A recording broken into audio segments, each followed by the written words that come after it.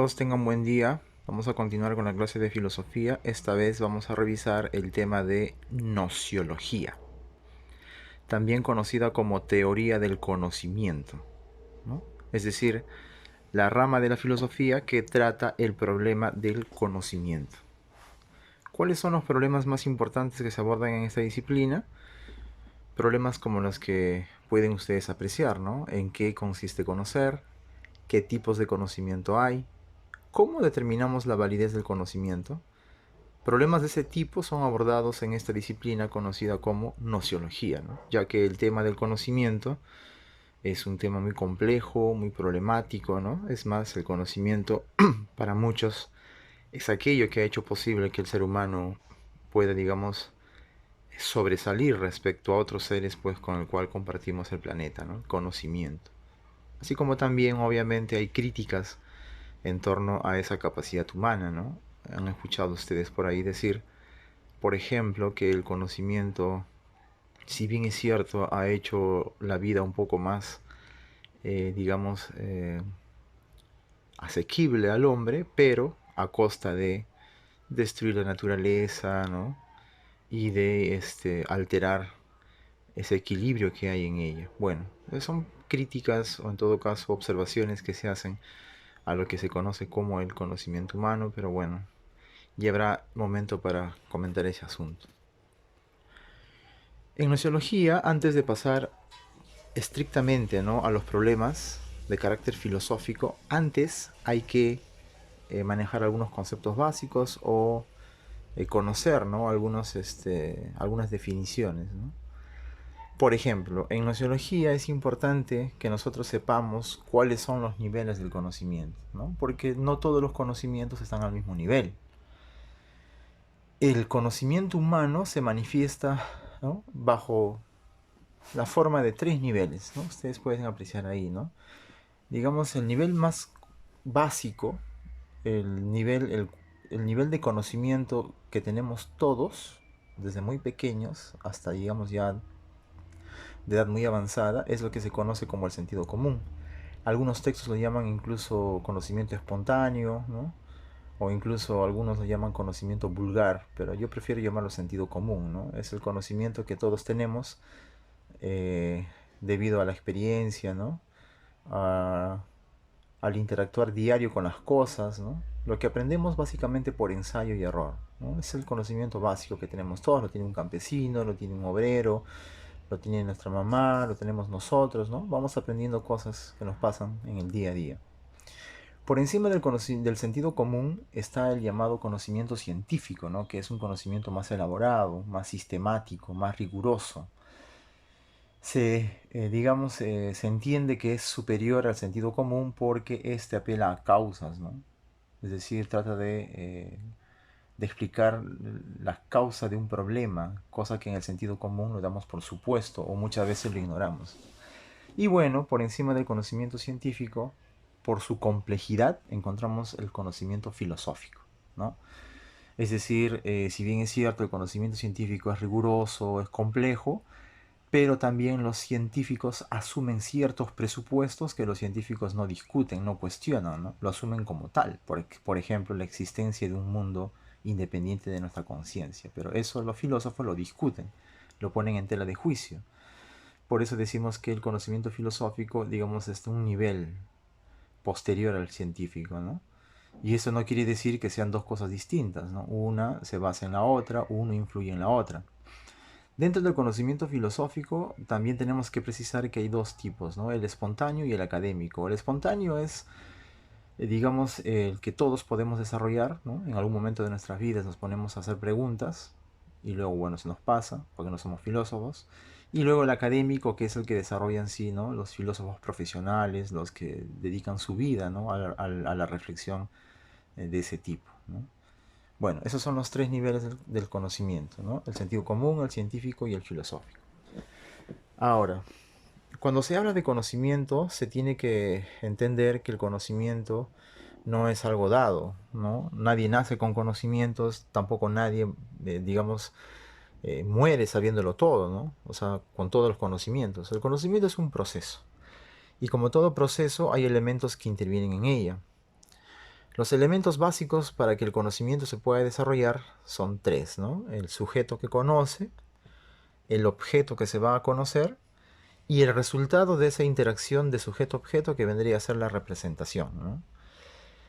La representación más básica que los seres humanos nos hacemos es la imagen mental, ¿no? Es decir, cuando nosotros desde muy pequeños empezamos a reconocer las cosas, pero ni siquiera hemos desarrollado el lenguaje, pero tenemos una imagen mental, que luego con el tiempo, como es un proceso, con el desarrollo, con la madurez, ¿no?, del lenguaje, empezamos nosotros a enunciar, o mejor dicho, a nombrar los objetos por su nombre, ¿no? Pero nosotros le llamamos conceptos, ¿no? Por ejemplo, el concepto manzana, que ya encierra muchas cosas, ¿no? Que es una fruta, que tiene un color, que tiene un sabor, es decir, un concepto ya es algo más elaborado. Pero de la imagen mental pasamos al concepto, y bueno, con los conceptos podemos elaborar juicios, ¿no? Un juicio pues es la suma de conceptos. Concepto, por ejemplo, verde, concepto fruta, concepto manzana.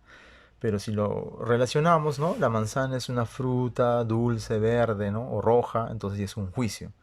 Y con los juicios podemos elaborar razonamientos que son más complejos, más abstractos, ¿no? Y justamente ahí es donde hablamos, pues, ¿no?, ya de la formación del conocimiento propiamente dicho, porque ya es un plano más complejo, más elaborado, ¿no? Pero básicamente ocurre todo este proceso, ¿no?, que les acabo de explicar. Bien, entonces, si el conocimiento es un proceso, la pregunta es ¿qué tipos de conocimiento hay? Bueno, pues no hay una sola forma de conocimiento, no hay un solo tipo de conocimiento. Ahora, según los teóricos, los conocimientos se pueden, digamos, agrupar siguiendo tres criterios, ¿no? Hay conocimientos según el sujeto, según el objeto o según la experiencia, ¿no?, como ustedes pueden ver en la imagen. Por ejemplo, según el sujeto, los conocimientos pueden ser sensoriales o racionales, ¿no? Sensoriales, los que captamos de forma directa al contacto de nuestros sentidos con las cosas, ¿no?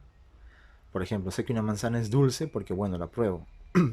Racional es indirecto porque, bueno, sé que es dulce, no solamente probándola, sino porque, ¿no?, analizándola, llevándola a un laboratorio, puedo saber que la manzana es dulce porque, digamos, posee, ¿no?, ciertas enzimas o ciertos azúcares, ¿no? La sacarosa, algo así, razón por la cual es dulce, pero eso no lo sé masticando la manzana, ¿no?, o mordiéndola, mejor dicho, sino a través de un proceso indirecto que se denomina proceso racional, ¿no? Es decir, elaboro conceptos luego de observaciones, etc. Ahora, según el objeto, también hay dos tipos de conocimiento, ¿no? Esta vez ya no depende del sujeto, sino del objeto. Y en ese sentido, el conocimiento puede ser intuitivo o discursivo, ¿no? Intuitivo cuando la captación del conocimiento es directa, inmediata. Y la discursiva, pues, cuando requiere, ¿no?, de procesos, de procedimientos, de medios, ¿no? Intuitivo cuando en el acto tú puedes saber, digamos, que algo es una cosa. Y discursivo cuando necesitas, ¿no?, de pruebas, datos para saber qué es esa cosa, ¿no? Según la experiencia, estas palabras también van a ser muy usadas en filosofía. El conocimiento puede clasificarse en dos también, ¿no? Es decir, el conocimiento a priori o a posteriori, ¿no? La palabra a priori significa antes de cualquier experiencia y a posteriori luego de la experiencia.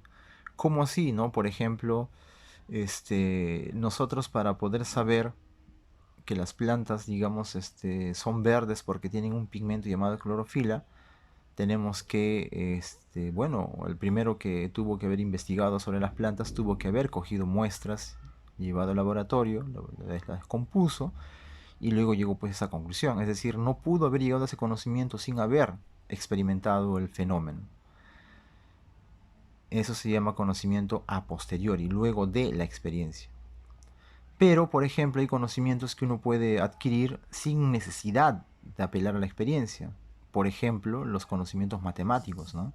Es decir, yo no tengo que apelar a los hechos del mundo para saber, por ejemplo, que la suma de los ángulos internos de un triángulo es 180 grados. Es decir, solo basta con una operación mental, no necesito apelar a los hechos, ¿no? Entonces, según la experiencia, hay conocimientos a priori, sin participación de la experiencia, y a posteriori, con la participación de la experiencia, ¿no? Entonces, eso pertenecería, como repito, ¿no?, a lo que se conoce o lo que se llama tipos de conocimiento, ¿no?, según el sujeto, según el objeto o según la experiencia.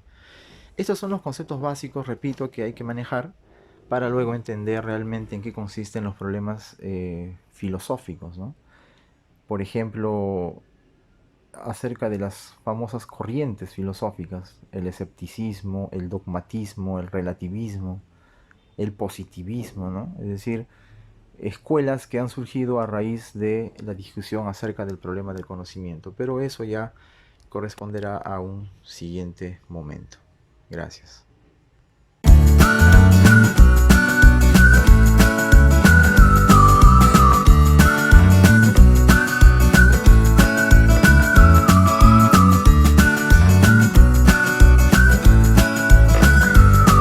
The leaders of today, tomorrow, and forever.